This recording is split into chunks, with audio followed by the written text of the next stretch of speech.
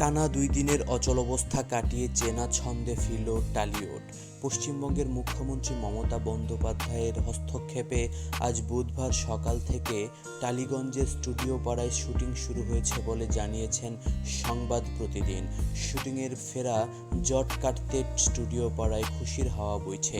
টালিগঞ্জের technician স্টুডিওতে গতকাল মঙ্গলবার রাতেই মিষ্টি বিতরণ করা হয়। বুধবার সকালে ভারতলক্ষ্মী স্টুডিওতে একটি ধারাবাহিকের শুটিং করেছেন কাঞ্চন মল্লিক। টেকনিশিয়ান স্টুডিওতে জি বাংলার ডায়মন্ড দিদি জিন্দাবাদ ধারাবাহিকের শুটিং হয়েছে।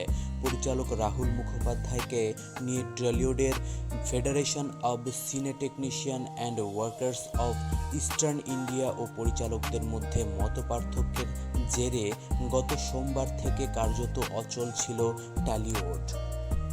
সোম ও মঙ্গলবার ২ দিন সিনেমা, সিরিয়াল কিংবা ওয়েব সিরিজ সব ধরনের শুটিং বন্ধ ছিল। উদ্ভূত পরিস্থিতিতে গতকাল পশ্চিমবঙ্গের মুখ্যমন্ত্রী মমতা বন্দ্যোপাধ্যায়ের সঙ্গে সাক্ষাৎ করেন পরিচালক গৌতম ঘোষ ও অভিনেতা প্রসেনজিৎ চট্টোপাধ্যায়, অভিনেতা দেব ও মন্ত্রী অরূপ বিশ্বাস।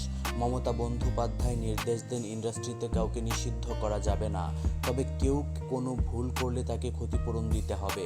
পরিচালকদের পক্ষ থেকে গৌতম ঘোষ জানান, শুটিং নিয়ে ফেডারেশনের চালু থাকা নিয়ম বদল আনা হচ্ছে। একটি কমিটি তৈরি করে ফেডারেশনের নিয়ম সংক্রান্ত বিষয়গুলো পর্যালোচনা করা হবে।